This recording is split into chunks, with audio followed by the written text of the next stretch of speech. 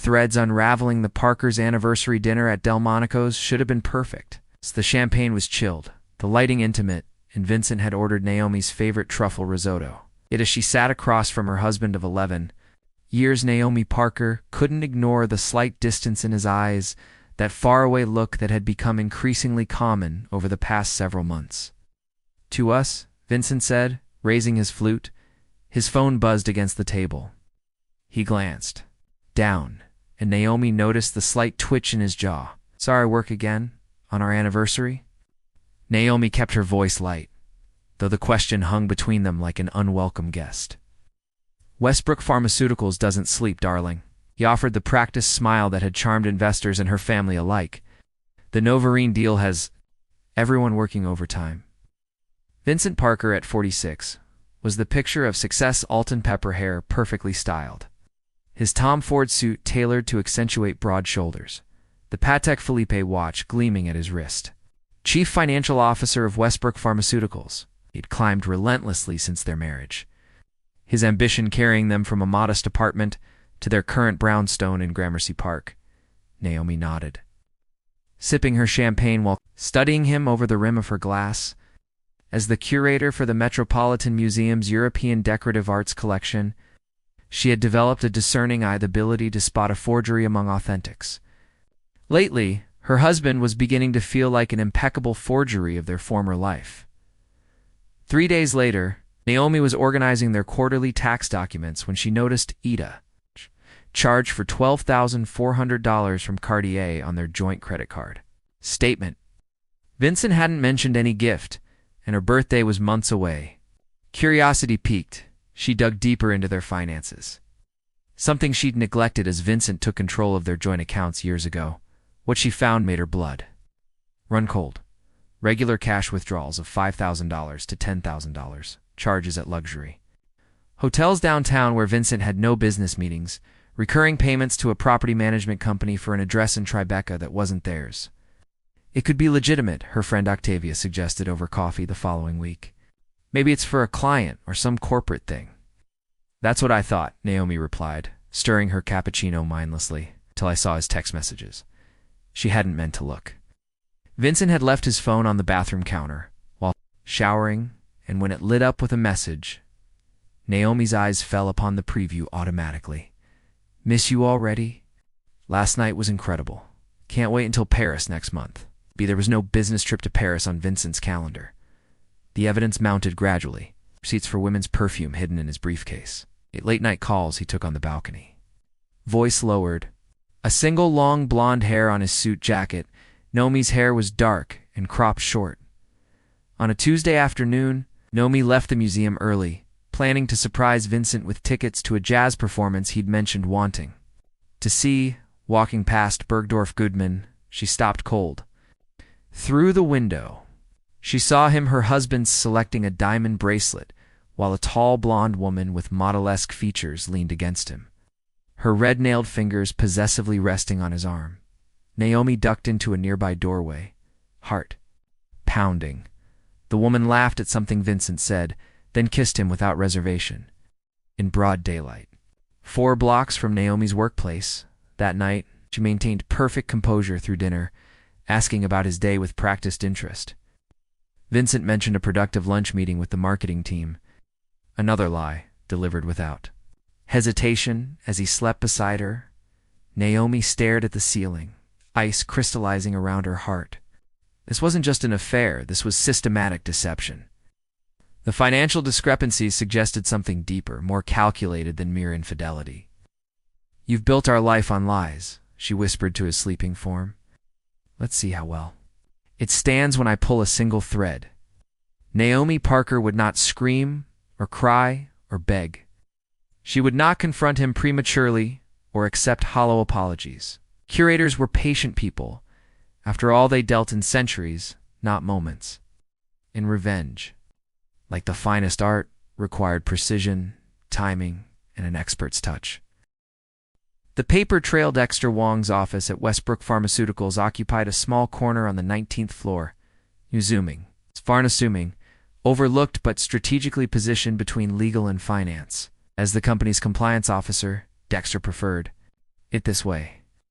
People tended to forget he was there, which made his job of monitoring ethical breaches considerably easier.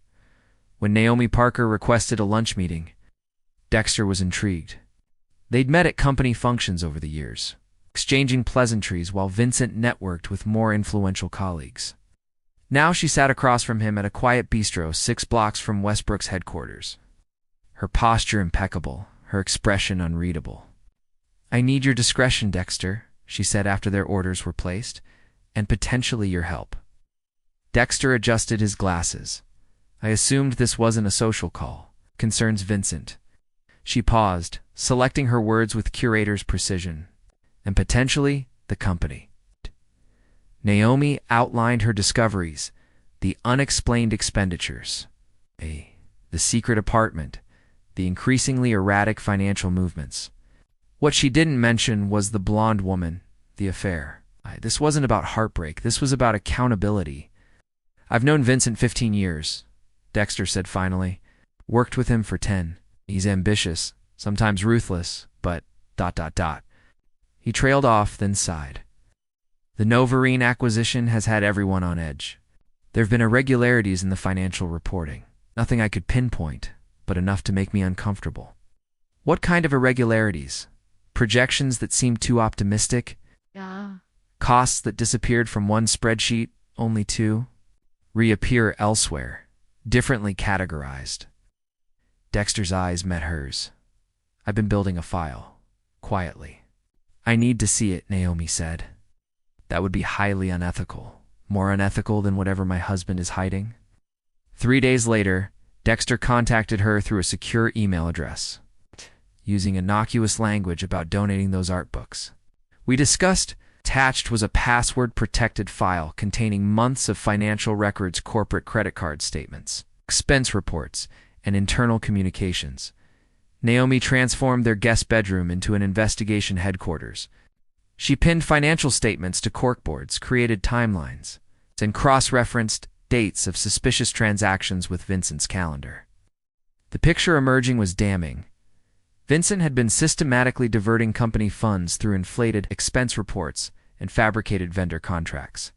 Some money went to maintain his lavish lifestyle with his mistress, now identified as Bianca Reynolds, 29-year-old pharmaceutical sales representative from a competing firm.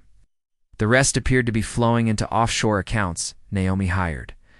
A private investigator, Eleanor Tate, a former financial crimes detective with a no-nonsense attitude and a network of valuable contacts. "Your husband's playing a dangerous game," Eleanor said, reviewing Naomi's evidence. "These offshore transfers? Classic pre-divorce asset hiding. But the company fund diversion? That's criminal territory. I need more," Naomi replied. "Concrete proof that links him directly to the transfers." Eleanor nodded. "And photos of the affair, I assume? For the divorce? The affair is leverage, nothing more?" Naomi's voice was cool. "I want him ruined professionally. The divorce is secondary." For 6 weeks, they built their case meticulously. Eleanor tracked Vincent and Bianca, documenting their meetings, photographing them entering and leaving the Tribeca apartment. She placed discreet surveillance equipment in the secret apartment while the couple was away in Chicago. Recordings revealed not just intimate moments, but business conversations. Vincent sharing confidential information about Westbrook's acquisition plans, Bianca relaying competitor intelligence. Meanwhile, Dexter continued providing internal documents, growing increasingly alarmed at what they revealed. Vincent wasn't just embezzling funds. He was manipulating Westbrook's financial statements to inflate the company's value before the Novarine acquisition. "If this deal goes through based on these numbers," Dexter told Naomi during a clandestine meeting in Central Park, "there will be serious legal consequences once the truth comes out.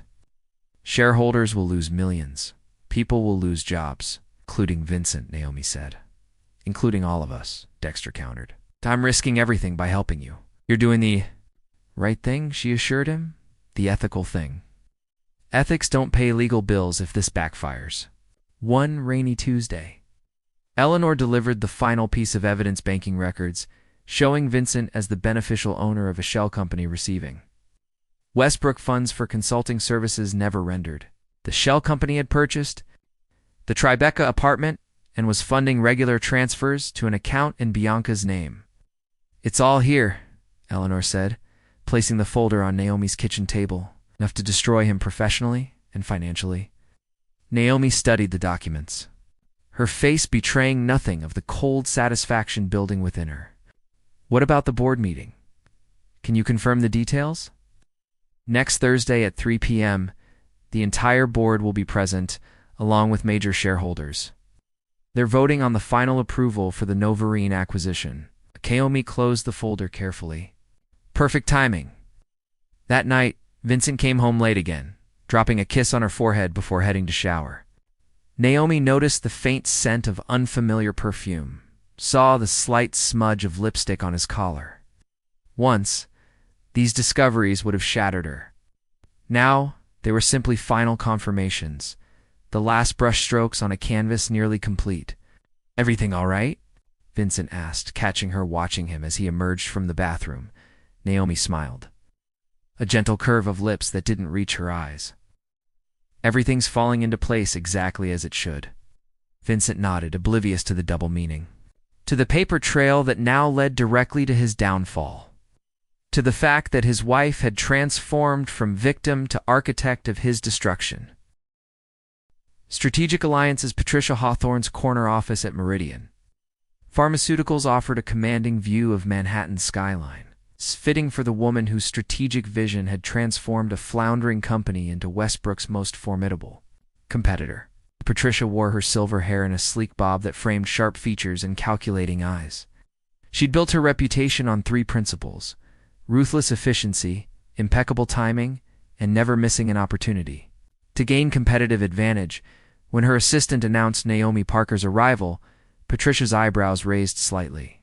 The wife of Westbrook's CFO requesting a private meeting was unusual enough to pique her interest. "Mrs. Parker," Patricia greeted, extending a hand. "This is certainly unexpected." "Ms. Hawthorne," Naomi replied, her grip firm. "Thank you for making time. And please call me Naomi." "Then I'm Patricia." She gestured toward the seating area by the windows. "Now, what brings the wife of my competitor's financial officer to my office?" "I doubt Vincent would approve. Vincent doesn't know I'm here." Naomi placed her leather portfolio on the coffee table between them. "And that's rather the point." For the next 30 minutes, Naomi methodically outlined what she knew. Westbrook's falsified financial projections for the Novarine acquisition, the systematically inflated company valuation, and the vulnerabilities these created, she revealed.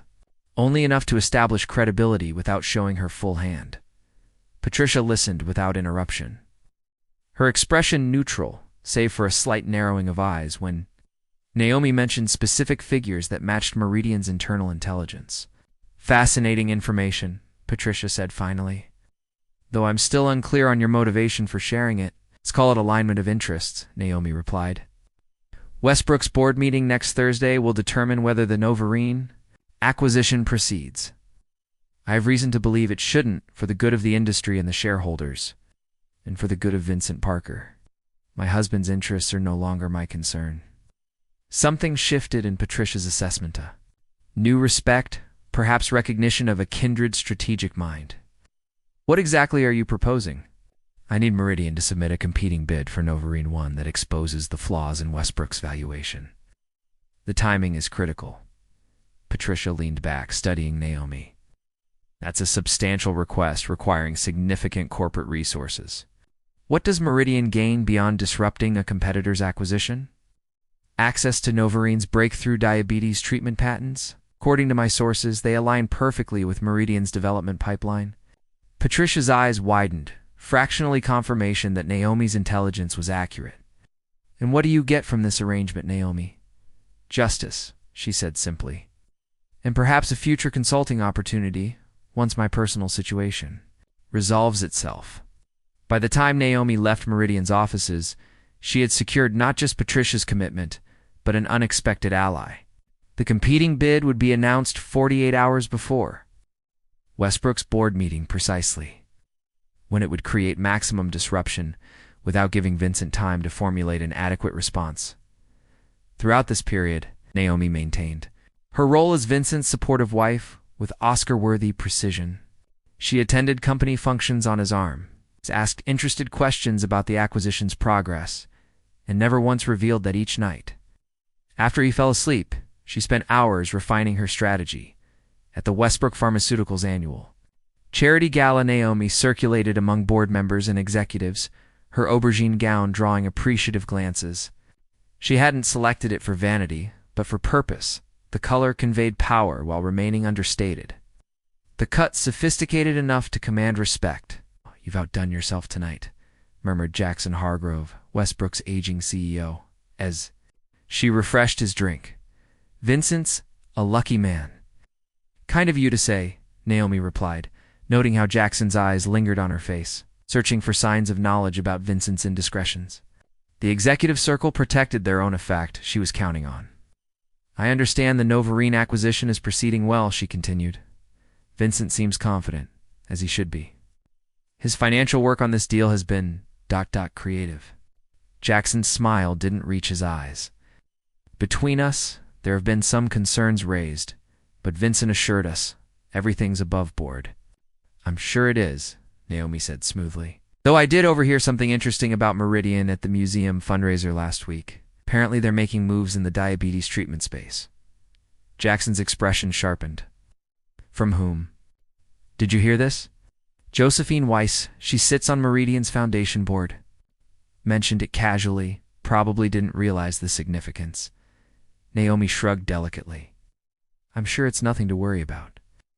Across the room, Vincent was deep in conversation with two board members, gesturing animatedly, unaware that his wife had just planted the first seed of doubt about his carefully constructed narrative. Later that evening, as they returned home, Vincent was unusually quiet.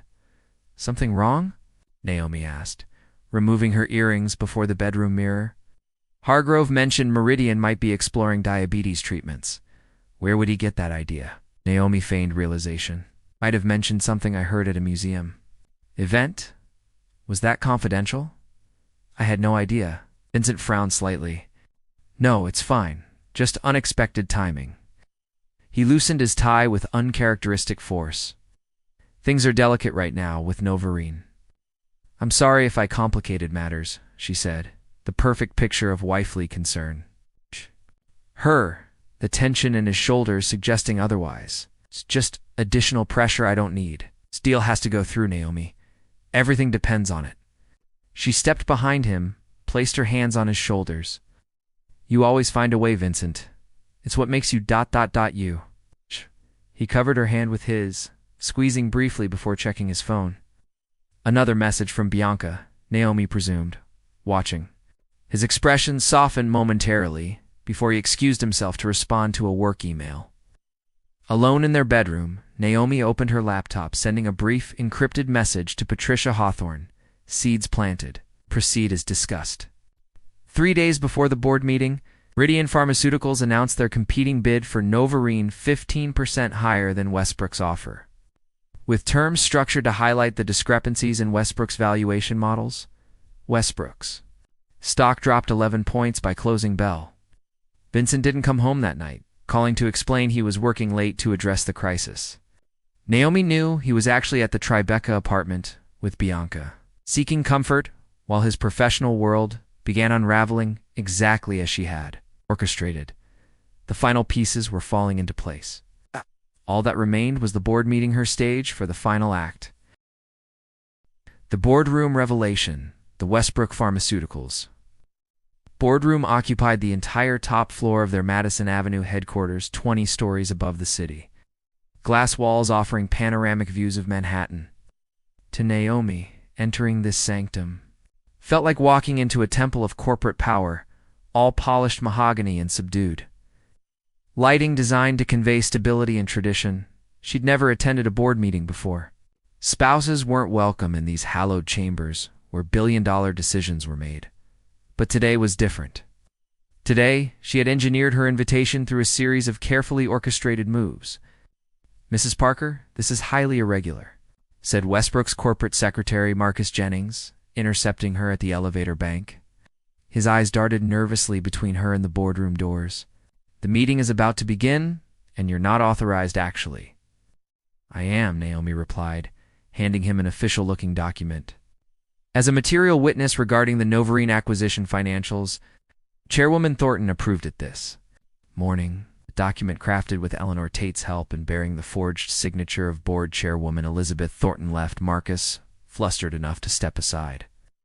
Naomi knew she had approximately 90 seconds before someone verified her credentials. It was all the time she needed. Inside, 14 people sat around the massive boardroom table. Vincent stood at the head, presentation slides projected behind him, his expression tense but controlled. He faltered mid-sentence when he spotted Naomi. "Darling, what are you doing here?" Every head turned. Elizabeth Thornton, a formidable woman, in her 60s with a reputation for zero tolerance for disruptions, frowned deeply. "Mr. Parker, explain this interruption." "I apologize, Chairwoman," Naomi said before Vincent could respond, "but I believe the board should hear what I have to say before voting on the Novarine acquisition." Vincent's expression shifted from confusion to warning. "Naomi, this isn't the place I have evidence," she continued, stepping forward and placing a thumb drive on the table, "that the financial projections presented to this board regarding Novarine have been systematically falsified." A stunned silence fell over the room. Jackson Hargrove recovered first. "Mrs. Parker, that's an extremely serious accusation." "Yes," she agreed calmly, "it is, which is why I've brought proof." Elizabeth Thornton studied Naomi for a long moment, then nodded to the technical assistant. "Display the contents." "Elizabeth, this is absurd," Vincent interjected, his composure slipping. "My wife has no financial expertise or access to company documents."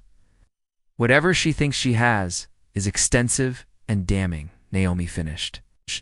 As the files loaded onto the screen, she moved toward the presentation system with practiced confidence.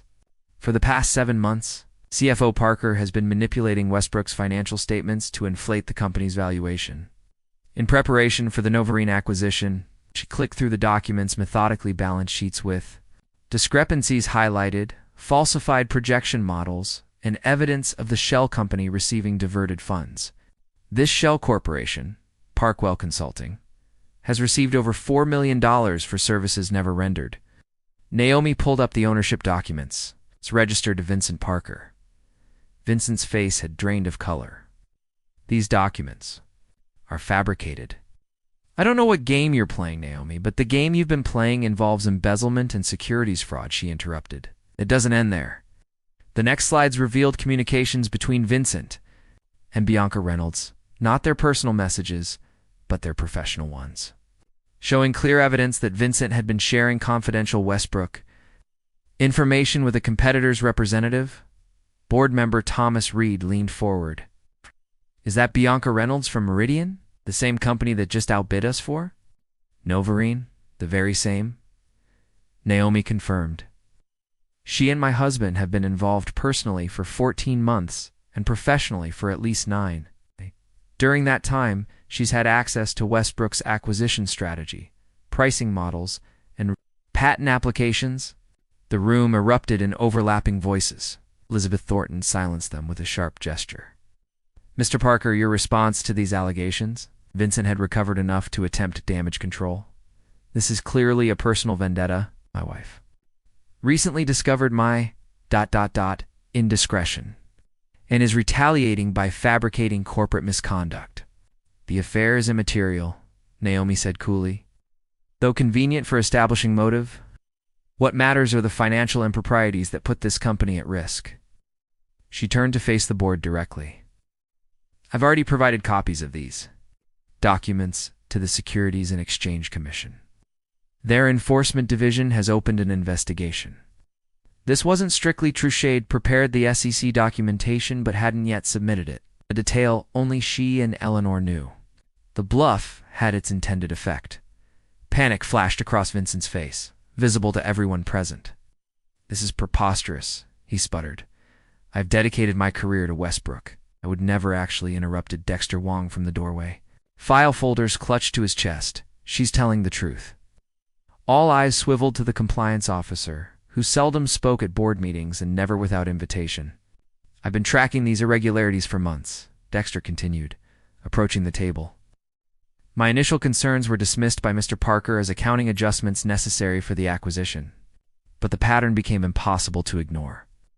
He distributed copies of his own findings to each board member. Page 4 details the systematic overvaluation of Westbrook assets. Page 7 shows how funds were diverted through falsified vendor contracts. This isn't a personal vendetta. It's corporate malfeasance on a significant scale. Vincent looked from Dexter to Naomi, comprehension dawning. You've been working together? All this time? Someone had to protect the company, Naomi replied. Since you were too busy protecting yourself. Elizabeth Thornton had been silently reviewing Dexter's documents, her expression growing progressively grimmer. Marcus, she addressed the corporate secretary hovering anxiously by the door, contact corporate counsel immediately. And security, Elizabeth Vincent attempted, his voice now placating. Surely we can discuss this privately. Come to some arrangement that doesn't involve. That's Chairwoman Thornton to you, Mr. Parker. Elizabeth cut him off. And there will be no arrangements. If these allegations are proven true and they appear substantiated, Westbrook will pursue all available legal remedies. She turned to the board members. I move to immediately suspend Vincent Parker from all duties pending full investigation. Freeze his corporate accounts and access. And notify shareholders of a potential material event affecting the Novarine acquisition. The vote was unanimous. Security arrived minutes later. Two suited men with earpieces who positioned themselves on either side of Vincent. The man who had entered the room as chief financial officer would leave it as a suspected criminal. You've destroyed everything, Vincent hissed at Naomi as security prepared to escort him out. Our marriage, my career, our future, all? For what? Revenge. Naomi met his gaze steadily. No, Vincent. For justice. For accountability. You destroyed our marriage the moment you chose deception. I'm simply ensuring you face the consequences. The boardroom doors closed behind him. Elizabeth Thornton approached Naomi. That was unprecedented. Necessary, Naomi corrected. Yes, Elizabeth agreed after a moment. Though I'm curious why bring this to the board rather than simply filing for divorce and reporting him to authorities. Naomi glanced around the room at the stunned executives, still processing what they'd witnessed. Because corporate culture protects men like Vincent until the evidence becomes too overwhelming to ignore. I needed to ensure that happened in the most public, undeniable way possible. Elizabeth studied her with newfound respect. When this settles, Mrs. Parker, I'd be interested in discussing your future plans. Someone with your strategic capabilities could be an asset to Westbrook's recovery. I appreciate that, Naomi replied, gathering her materials. Though I suspect I'll be rather busy managing my newly acquired assets once the divorce finalizes. Vincent was careless with many things, including our prenuptial agreement. As she left the boardroom, Naomi felt neither triumph nor vindication knowingly. The quiet satisfaction of seeing justice meticulously executed. The final act still remained, but the most difficult performance was behind her. Vincent Parker had been dethroned, not with dramatic accusations or emotional confrontations, but with the weight of irrefutable evidence presented in the very sanctuary of his power. Outside Westbrook's building, Naomi paused on the sidewalk, drawing in a deep breath of city air. Her phone buzzed with a text from Eleanor Tate. SEC documents filed. Media notified. Phase 4 complete. Phase 5 awaited the aftermath, the rebuilding, the reclaiming of everything Vincent had jeopardized. But for now, Naomi allowed herself this single moment of stillness before the storm that would reshape both their lives permanently. Fortune's reversals 6 months after the boardroom revelation. Naomi sat across from her attorney in his downtown office, signing the final divorce settlement papers. Outside, autumn painted Central Park in fiery hues visible through the floor-to-ceiling windows. Congratulations, Mrs. Parker, said Lawrence Bennett, sliding the documents into a folder. Or should I say Ms. Naomi Chen, once again? Naomi is fine, she replied, reclaiming her maiden name, feeling like another step toward restoration. The settlement terms were everything she'd strategized for. Half of their marital assets, her full share of Vincent's Westbrook stock now recovered. From its initial plummet and rising steadily under new leadership and complete ownership of their Gramercy Park brownstone, Vincent retained only his personal possessions, a modest investment account, and mounting legal fees. Vincent's criminal trial begins next month, Lawrence noted. The prosecution has requested your testimony. I'll be there, Naomi said. One final obligation.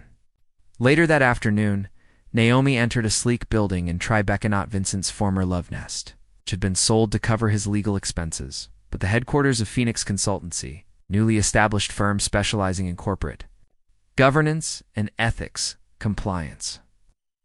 Dexter Wong had joined as her first partner, bringing his expertise and reputation for integrity. Their client list already included Meridian Pharmaceuticals. Patricia Hawthorne had been impressed enough by Naomi's strategic acumen to hire her officially. Once the dust settled in her office, Naomi found a newspaper folded open to a business section article. Former Westbrook CFO faces 20 years for securities fraud. The accompanying photo showed Vincent entering the courthouse, hollow-eyed and haggard. Beside him walked Bianca Reynolds, her expression grim. She had negotiated immunity in exchange for testimony against him. Naomi slipped the newspaper into her desk drawer. Vincent's downfall was no longer her concern. Her phone chimed with a message from Elizabeth Thornton. Board position offer still stands. Your perspective would be valuable during reconstruction. Naomi smiled, considering the offer. Not as a trophy wife this time, but as a woman whose strategic brilliance had commanded respect in the highest corporate circles. That evening, she stood on her brownstone's rooftop garden, watching the city lights flicker on across Manhattan. She thought of Vincent, probably sitting in his cramped downtown rental, preparing for a trial that would likely end with imprisonment. You wanted her? Naomi murmured to the night air, recalling their final exchange during divorce proceedings, when Vincent had accused her of calculated cruelty. I wanted justice, she had responded then. The difference is, I got exactly what I wanted. As she sipped her wine, Naomi contemplated not the past, but her future board positions. Consulting opportunities, perhaps eventually her own corporate leadership role. Vincent had underestimated her, mistaking her quiet competence for passivity, her patience for weakness. His greatest mistake hadn't been the affair or even the embezzlement. It had been forgetting that even silent partners eventually demand accounting.